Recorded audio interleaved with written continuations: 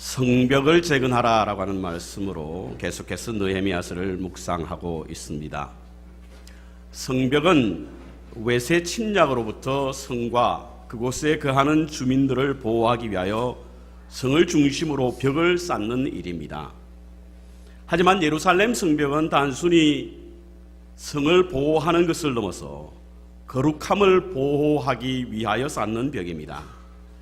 그래서 우리는 이 말씀을 통해서 우리 공동체와 개인의 거룩함을 보존하기 위하여 이 말씀 한 절 한 절, 한 장 한 장을 묵상 중에 있습니다.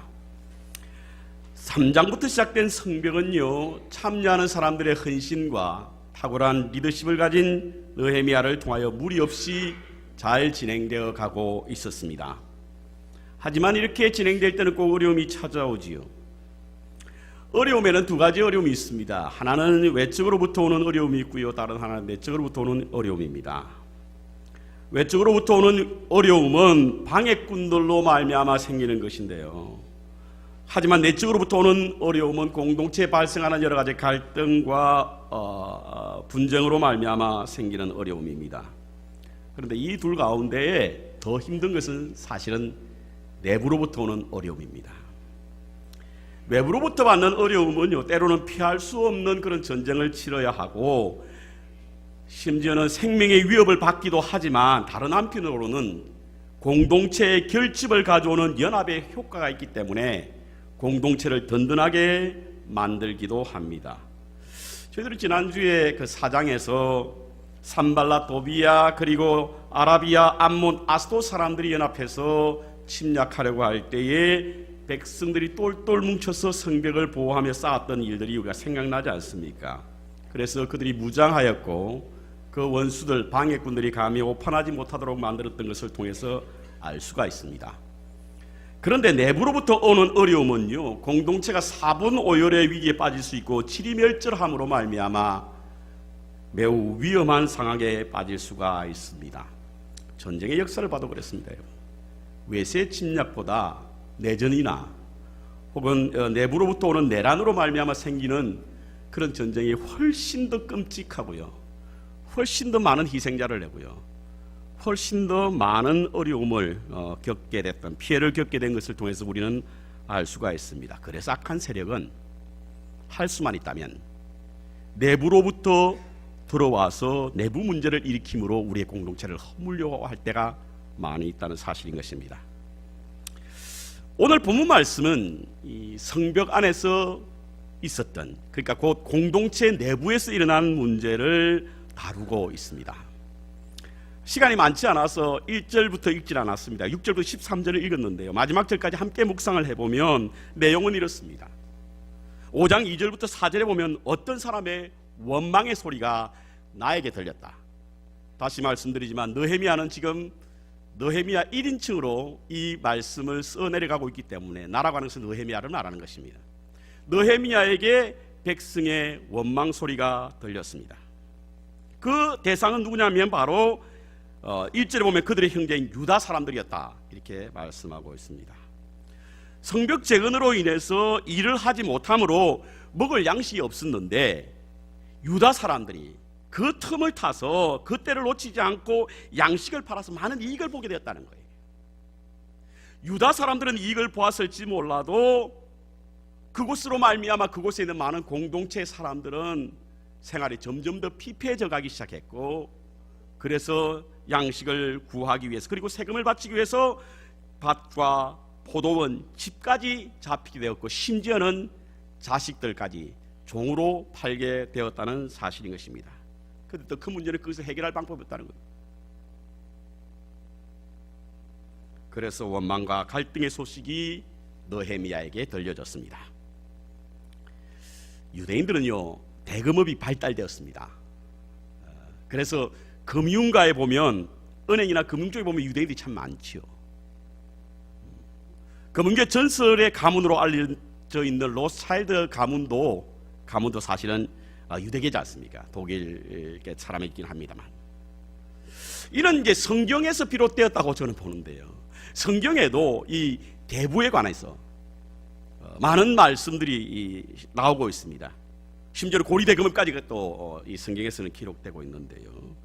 특별히 잠언서에 보면 고리대금을 이렇게 하라, 대금업을 이렇게 하라, 이자를 이렇게 취하라라고 하는 그런 말씀을 통해서 이 대금, 이 이자를 취하고 하는 것에 대해서 제도적 장치까지 마련하게 하셨던 것을 우리는 볼 수가 있습니다. 뿐만 아니라 예수님께서도 달란트 비유를 통해서 한 달란트 받은 사람이 땅속에 파묻었다가 주인이 올 때 돌려줬을 때 뭐라고 말씀하셨습니까? 이렇게 말씀하고 있습니다. 주인이 이르되 악한 종아, 내가 내 말대로 너를 심판하노니 너는 내가 두지 않은 것을 취하고 심지 않은 것을 거두는 엄한 사람인 줄 알았느냐? 그러면 어찌하여 내 돈을 은행에 맡기지 아니하니? 쉽게 번역한 것입니다. 그리하였으면 내가 와서 그 이자와 함께 그 돈을 찾았으리라. 비유로 말씀하시긴 하셨지만 예수님도 그 당시에 그 문화, 그것을 설명하고 있는데 돈을 빌려주고 그 이자를 취하는 것은 당연한 것으로 여겼던 것으로 보입니다. 하지만 신명기서 23장 20절에 보면요, 이런 말씀이 있습니다. 타국인에게는 이자를 물려도 되지만 형제에게 꾸어주며 이자를 받지 마라. 그래야 내 하나님 여호와께서 내가 들어가 차지할 그 땅에서 내 손에 닿는 모든 일을 복주실 것이다. 이렇게 이제 명시한 것을 보면 아마 당시에는 이자를 받는 것의 그 대상과 그 형편에 따라서 제한을 두셨다, 이렇게 볼 수가 있습니다. 특별히 오늘 본문에 이 성벽을 쌓는 일에 사람들이 그것을 위해서 양식이 필요한 사람에게 그 양식을 구워주고 이자를 받음으로 말미암아 그 가정이 점점 어려워져 가는 그런 모습을 보고는 참으로 느헤미야는 용납할 수가 없었습니다. 그래서 오늘 6절에 보니까 느헤미야가 크게 노했다. 7절에 보니까 귀인, 너브, 당시의 귀족, 그리고 오피셜, 공무원, 이런 사람들에게 꾸짖어졌다. 그리고는 8절에 유다 사람들이 너희가 어떤 사람들이냐? 최근까지 너희가 포로로 끌려갔던 민족들이야. 너 민족을 속량하기 위해서, 리디머하기 위해서 얼마나 많은 사람들이 노력을 하였느냐. 그런데 그것을 잊어버리고 오히려 너희들이 노예로 사람을 팔려고 하느냐. 9절에 보니까 그 너의 소위가 나쁘다는 거예요. 행위가 좋지 않다는 거예요. 좀 더 쉽게 표현하면 너희의 탐욕이 너희의 행위를 나쁘게 만들었다, 이렇게 말씀하고 있습니다. 이와 같은 것은 여호와를 경외하지 못하면서 오는 행위다. 하나님을 두려워하지 않는 마음에서 발생되게 된 것이다, 이렇게 말씀하고 있습니다. 일반적으로 내부에서 오는 문제의 가장 근본은 탐욕이 많습니다, 여러분. 그 욕심이 내부를 병들게 만드는 것입니다. 탐욕은요, 이성적인 사고보다 강하고 뜨겁고 격렬합니다. 그래서 탐욕은 이성을 뛰어넘습니다. 심지어는 양심까지 마비시키고요, 우리의 영성까지 흔들어 놓는 것이 바로 이 탐욕입니다. 창세기 3장에 보면요, 아담이 사단의 유혹을 받죠. 사단의 유혹을 받을 때에 그가 하나님의 말씀을 몰랐습니까? 기억하지 못했기 때문입니까? 하나님과 교제하지 않았기 때문입니까? 그럼에도 불구하고 하나님과의 약속을 어겼지 않습니까? 무엇 때문이죠? 하나님과 같이 되고자 하는 탐욕 때문입니다. 욕심 때문입니다. 탐욕은 강해서 양심을 마비시키기 뿐만 아니라 참으로 염치 없게 만드는 것이 탐욕입니다. 그래서 골로새서 3장 5절에 보면 탐심을 우상 숭배라고 말하는 겁니다. 탐심은 더거든요. 좀 더 덜하는 것에 우리가 숭배하면서 덜하는 것에 우리가 종이 되어서 살고 있지 않습니까? 더 좋은, 더 많은 것, 더 높은 것, 그것을 숭배하다 보니까 우리가 마귀의 자녀가 된다는 이야기입니다. 그런데 문제는 우리 모두에게 이러한 탐욕이 있다는 거예요. 욕심들이 있다는 겁니다. 이런 것을 그들이 드러낼 때, 그 모습을 보일 때 내부는 갈등이 생기는 겁니다. 그래서 느헤미야는 이를 매우 엄중하게 질책하고 있습니다. 그래서 10절에는 나도 이자를 받지 않을 테니 이자를 받지 말라. 11절에는 밭과 포도원, 올리브밭과 집을 돌려주라. 돈과 양식을 구워주고 받은 이자를 다 돌려주라. 12절에 이 말을 듣던 유다 사람들이 느헤미야의 말을 받아들이고 모든 사람들이 아멘하며 하나님을 찬양했다. 이렇게 기록되고 있습니다. 오늘 본문 말씀은요, 보기에 따라서 단순하게 금전적인 문제로 말미암아 생겼던 해프닝이라 볼 수 있습니다. 하지만 눈여겨 가만히 살펴보면 거룩한 하나님의 공동체 안에서 우리가 추구해야 하고 우리가 지켜줘야 할 가치가 무엇인지를 알게 하는 말씀입니다.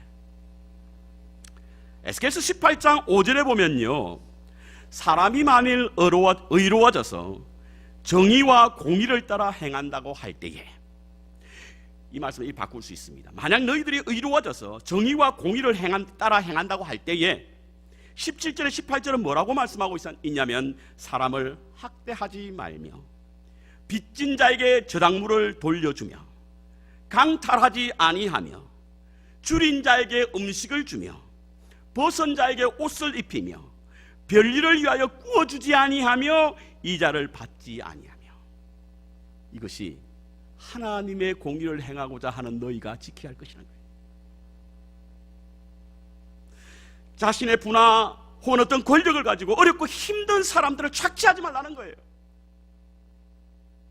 선대하라는 이야기입니다. 이것이 하나님의 공의를 세우는 일이다. 그래서 느헤미야는요, 지금 한편으로 성벽을 쌓아가면서도 내부적으로는 하나님의 공의, 하나님의 정의를 세워나가는 겁니다. 하나님의 정의와 공의가 무너지게 되면 내부적 갈등으로 인해서 성벽을 제대로 쌓을 수 없기 때문에 열심으로 성벽을 쌓아가는 한편에 내부적으로는 하나님의 공의와 정의를 실현하기 위하여 이 말씀을 행하고 있는 것입니다. 시편 89편 14절과요 시편 97편 2절에 보면 의와 공의가 주의 보좌의 기초다 이렇게 말씀하고 있습니다. 의와 공의가 주의 보좌의 기초다 이렇게 말씀하고 있습니다. 그렇다고 한다면 우리가 하나님의 보좌에서 우리를 판단하실 때 그 기초가 뭐냐? 하나님의 정의와 공의입니다. 하나님의 정의와 공의. 거룩한 공동체는 그래서 하나님의 공의가 있어야 합니다. 그렇지 않으면 억울한 사람들의 원망의 소리가 끊이지 않고 내보는 큰 갈등에 휩싸이게 됩니다. 그럼 공의를 세우기 위해서 우리가 무엇을 해야 하느냐? 공평을 실천해야 합니다. 공평을 실천해야 합니다. 공동체 위기는 보통 공평의 사라짐이거든요. 사도행전에 보면 예루살렘 교회가 크게 두 번의 위기를 겪게 됩니다. 한 번은 아나니아와 삽비라 사건 때문이고 다른 하나는 공평 분배의 원칙이 무너짐으로 말미암아 헬라파 유대인들이 분쟁을 일으키기 시작한 두 사건입니다. 아나니아와 삽비라는요 성경을 시험한 사건이기 때문에 하나님이 직접 해결하셨어요. 성령께서 직접 해결하셨지 않습니까?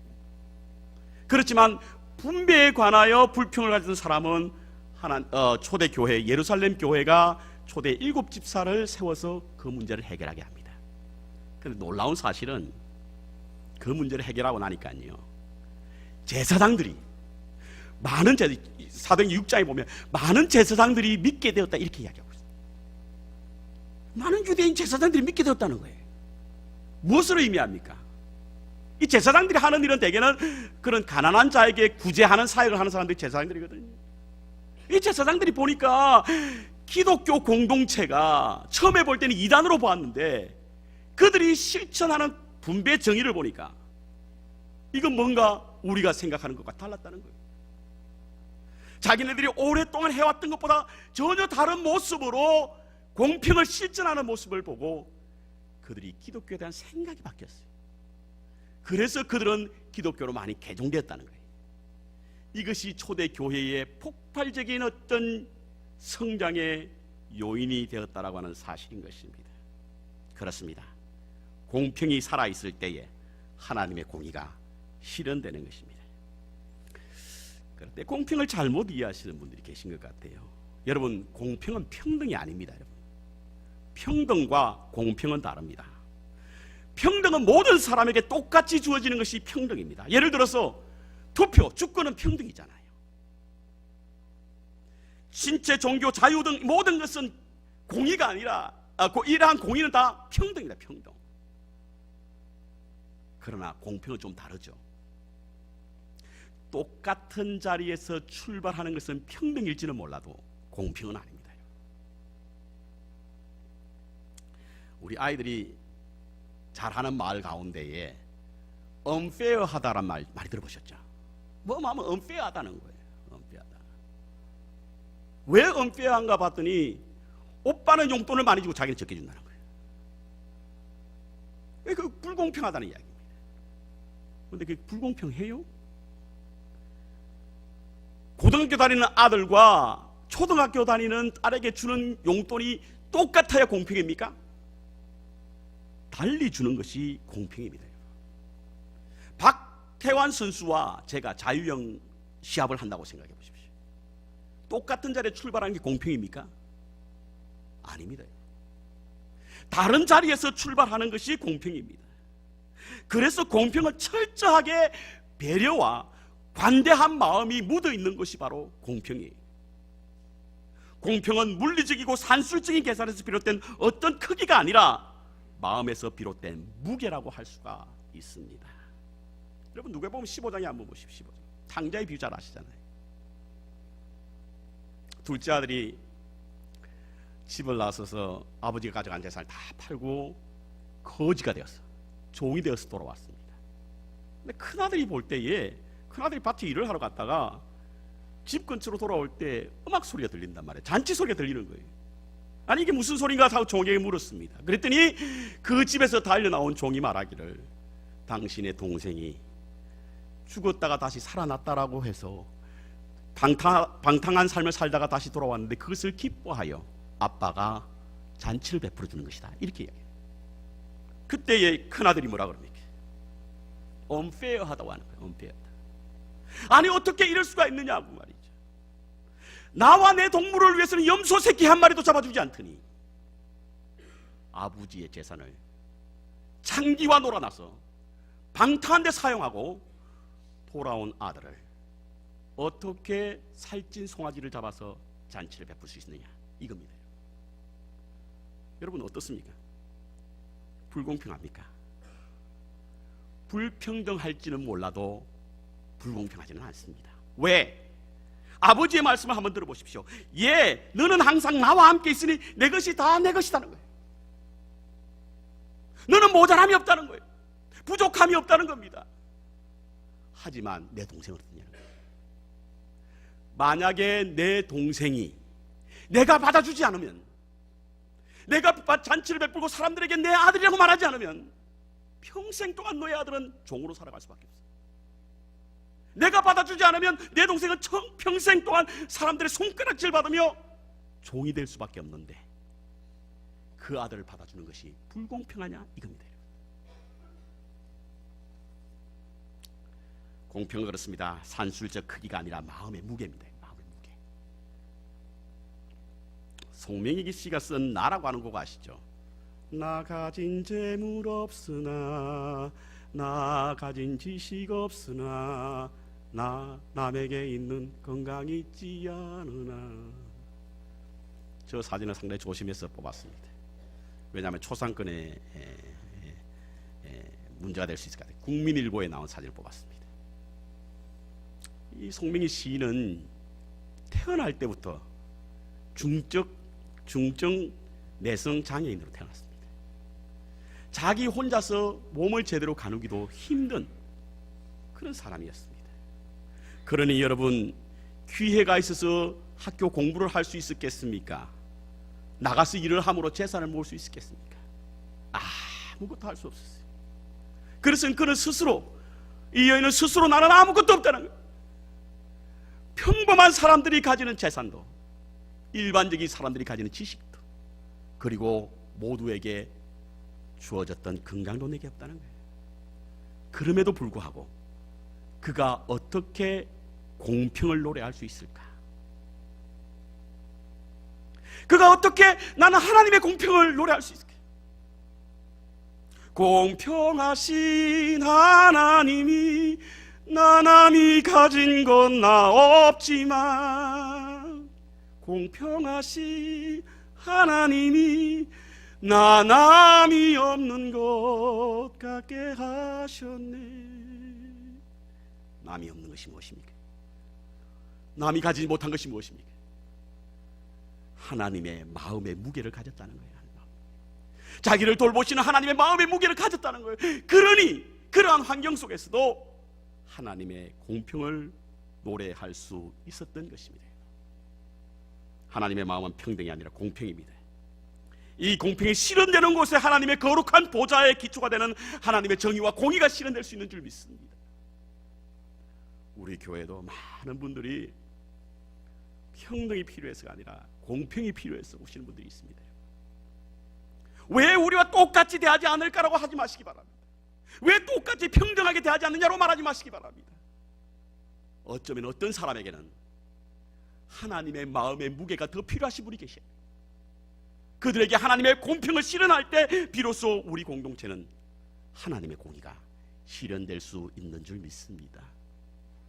두 번째, 돌봄의 세움이 있어야 합니다. 우리가 일반적으로 이 돌본다라고 하는 것은 자비와 긍휼에 기초한 자선적 행위다 이렇게 보죠. 그래서 우리는 하나님의 인애, 사랑의 길에서 우리에게 주신 마음으로 그들에게 대하는 것이 바로 돌봄이라고 생각합니다. 그런데요, 이 정의에 대해서 우리가 분명히 알면 정의가 단순하게 징벌적 개념으로 우리에게 다가오는 것이 아님을 알게 됩니다. 성경에는 한 200번 정도 정의와 공의가 비슷한 모양으로 사용되고 있습니다. 히브리어 공의와 정의라고 하는 것은 짜테카 혹은 미시파트라고 하는 이 단어인데요, 이 단어는 단순하게 잘못한 사람에게 벌을 주고 부당한 일을 행하는 자에게 심판한다라고 하는 그 의미보다 좀 더 포괄적이고 좀 더 넓은 의미에서 실천적인 일을 행하는 것을 말할 때에 짜테크 혹은 미시파트라고 하는 단어를 씁니다. 물론 이 단어가 불의한 사람들에게는 하나님의 실행, 하나님의 실천, 이것이 정의로 사용될 수가 있습니다. 그래서 심판이 이용되기도 하지요. 하지만 이 단어가 가난한 사람, 어려운 사람, 우리의 도움의 손길이 필요한, 돌봄이 필요한 사람에게는 이 단어가 실천적 행위로 사용되는 단어가 바로 하나님의 정의와 하나님의 공의입니다, 여러분. 왜냐하면 올바른 관계 가운데서 사는 삶이 바로 이 정의거든요. 하나님과 올바른 관계에서 발생하는 삶이 바로 정의입니다, 여러분. 그러니까 인애, 우리가 잘 아는 헤세드, 인자, 이것이 바로 사랑을 행하는 마음까지 혹은 그 동기라고 한다고 한다면 정의라고 하는 것은 바로 그 마음을 행동으로 옮기는 단어가 바로 정의와 공의입니다. 그래서 하나님의 공의가 있는 교회는 돌봄이 실천되는 교회가 하나님의 정의가 있는 교회인 줄 믿습니다. 팀 켈러라고 하는 목사님이 정의란 무엇인가라고 책에서 이렇게 말하고 있지 않습니까? 과부와 고아, 나그네와 가난한 이들을 그 공동체가 어떻게 대하느냐에 따라서 한 사회의 정의, 곧 미시파트를 평가하는 척도가 됩니다. 우리 교회가 우리의 도움이 필요한 사람, 돌봄이 필요한 사람에게 어떻게 대하느냐에 따라서 우리 교회가 얼마나 정의로운 교회인가를 판단하는 척도가 된다는 거예요. 그리고는 하나님은 고아의 아버지, 과부의 재판관이 된다고 말씀하고 있습니다. 가난한 이들에게 창피를 주게 되면 하나님을 모욕하는 행위가 되고, 궁핍한 사람들이 은혜를 베풀면 하나님을 높이게 된다고 하는 말씀이 바로 여기에서 나온 거예요. 그렇다고 한다면 돌봄은 자선적 행위가 아니라 공의의 문제입니다. 이게 왜 중요하냐면요, 자비와 긍휼, 그리고 자신의 행동, 자비와 긍휼은 분명한 훌륭한 행동이긴 합니다. 그러나 반드시 의무가 없어요. 의무가 없습니다. 하지만 공의라고 할 때는 그 반대말이 뭡니까? 불의잖아요. 이 일을 하지 않게 될 때에는 불의를 행한다는 이야기입니다. 강정한 교수라고 있습니다. 이분도 신학 한신대를 나오셨던 분이죠. 한국철학회 회장이고 지금 서강대에서 가르치시는 분이십니다. 이번에 실존주의 철학자 케르케고르의 가르침을 인용해서 예수와 소크라테스, 당시에 뭐 비슷한 세대를 살았기 때문에 예수와 소크라테스의 다른 점과 차이점이 뭐냐에 대한 강의를 했던 적이 있습니다. 뭐 여러 가지 차이점이 있고 동일한 점이 있는데, 그 중에 제게 눈길을 끌었던 한 장면은 바로 소크라테스는 사람들에 대한 별다른 감정이 없었대요. 아마 굉장히 무정한 사람이었나 보죠. 무감각했다는 거예요. 하지만 예수님은 그렇지 않았다는 거예요.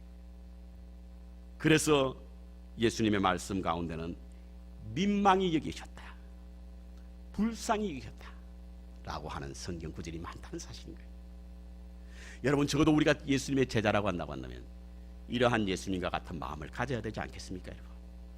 이러한 예수님이 주신 마음을 우리에게는 소유가 되어야 될 줄 믿습니다. 마태복음 25장인가 나오는가요? 25장 나오나요? 양과 염소의 비유를 여러분들 잘 아시잖아요. 양과 염소는 어떻게 구분하죠? 뭐 생긴 것을 보고 구분하나요? 하나님 나라에 가서는요, 양과 염소의 구분이 생긴 모양이 아니랍니다.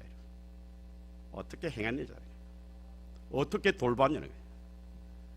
가난한 자에게 어떻게 돌봤고, 헐벗은 자에게 어떻게 대하고, 갇힌 자에게 어떻게 대했으며, 나그네에 대하여 어떻게 대하느냐에 따라서 양이 될 수도 있고 염소가 될 수도 있다는 거예요. 여러분, 단순히 돌봄이 자선적 행위입니까? 아닙니다, 여러분. 하나님의 정의가 실현되는 거예요. 하나님의 공의가 선포되는 것입니다.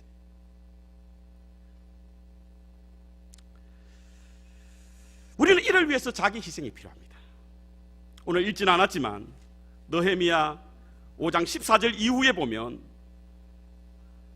느헤미야가 이와 같은 일을 위하여 희생했던 장면들이 계속 나오고 있습니다. 14절부터 15절을 보면요, 총독으로 임명되었지만 그는 녹봉을 받지 않았답니다. 왜냐하면 녹봉이 그 성안에 일하는 사람들의 세금으로 거쳐지거든요.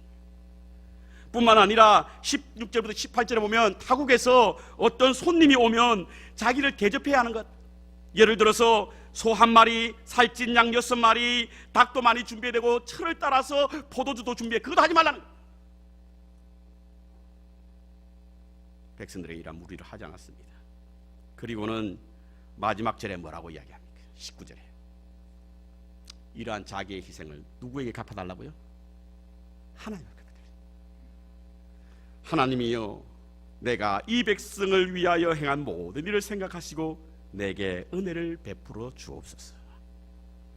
내가 행한 일을, 내가 희생하는 것을 하나님이 갚아달라는 거예요. 저는 오늘 말씀의 제목을 성령의 코이노니아라고 제목을 삼아봤습니다. 이렇게 제목을 삼은 것은 이유가 있습니다. 말씀을 쭉 묵상하다가 13절에 이 말씀이 제 가슴을 쳤습니다. 느헤미야가 말씀을 선포하니 백성들이 아멘, 그리고 찬송을 불렀다. 아니, 이거 어디서 봤더라? 백성들이 모여서 하나님의 말씀을 듣고 아멘 하고 찬양을 했던 장면이 어딘가 나오는데 어디 있을까? 초대교회 성령이 임하고 난 이후에 있었던 사건이 바로 이 말씀을 연상케 했습니다. 사도행전 2장 46절을 읽어보겠습니다.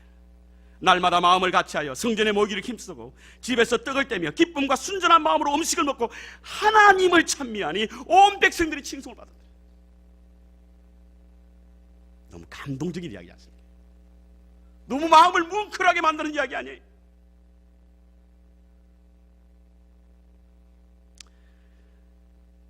초대교회의 성령이 임하고 나서 가장 크게 변화된 모습은 바로 이겁니다. 성령의 임하심 이후에 초대교회에 변한 가장 큰 모습은 바로 함께 모여서 떡을 떼며 주를 찬미했던 성령의 코이노니아 교제가 이루어졌던 거예요. 이것이 성령의 가장 분명한 증거고 역사입니다.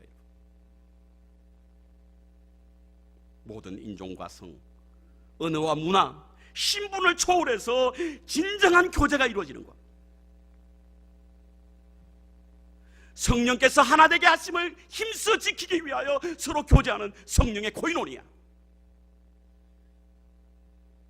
바벨탑 사건으로 말미암아 뿔뿔이 흩어졌던 언어, 바벨탑 사건으로 해서 뿔뿔이 흩어졌던 민족, 문화, 성, 이러한 것들을 하나로 묶게 되는 성령의 역사가 바로 오순절 다락강에 있었던 사건입니다.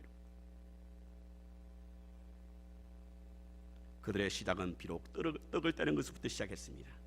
그래서 사도행전을 보고 떡을 뗀다는 말씀이 참 많이 나옵니다. 하지만 이것이 점점 발전되어 서로 나눔으로 변했습니다. 이를 위해서 자신의 재산을 헌신했습니다. 공동체 어려움이 있는 사람들에게 다가가서 그들을 구제하는 일이 힘썼던 거예요. 그래서 초대교회 한 몫은 바로 구제입니다. 구제. 이 수레바퀴 양쪽에 바퀴가 있지 않습니까? 한쪽은 선교라고 하면 한쪽은 구제입니다. 선교는 말씀을 가르치는 자가 했고 구제는 교회를 섬기는 자가 했습니다. 그래서 이 두 바퀴가 잘 굴러가게 되었던 것입니다. 초대교회 여러분들 사람을 부르시는 거 보십시오. 한결같이 구제를 잘하는 사람 불렀어요. 고넬료가 그랬죠. 초대교회 7집사 그랬지 않습니까? 성령의 코이노니아의 교제는 그저 밥 먹고 차 마시고 서로 알아간다고 하는 대화는 그것이 교제가 아닙니다. 진정한 코이노니아의 의미는 바로 어려움을 함께 공유하고 아픔을 함께 나누는 것이 진정한 성령의 코이노니아입니다.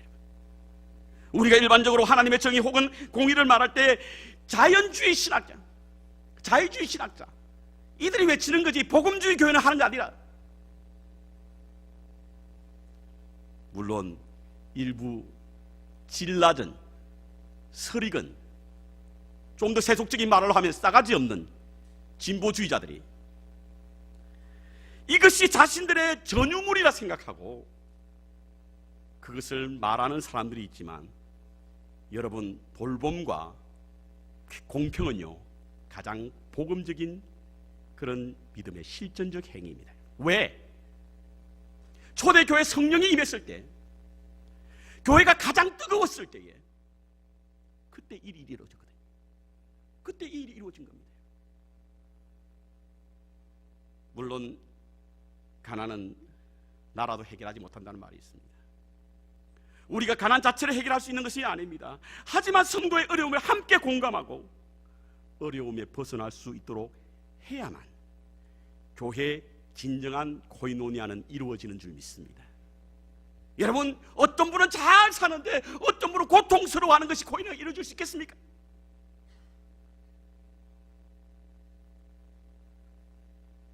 단순하게 후원금을 내는 정도가 아니라 행복을 찾아줄 수 있는 삶에 직접 개입할 수 있는 은혜가 있는 것이 진정한 코이노니아가 이루어지는 성령의 공동체인 줄 믿습니다. 자신의 이기심으로 비롯된 탐욕이 그 이빨을 드러내고 자신의 몫을 찾고자 서로 어르렁거리며 다툼과 분쟁으로 교회를 마치 약육강식의 어떤 법칙이 지배하는 정글과 같은 만들어가는 오늘날 이 시대에도 하나님께서는 성령의 역사를 통하여 진정한 성령의 코이노니아를 만들고 있다는 사실을 우리는 잊지 말아야 될 줄 믿습니다.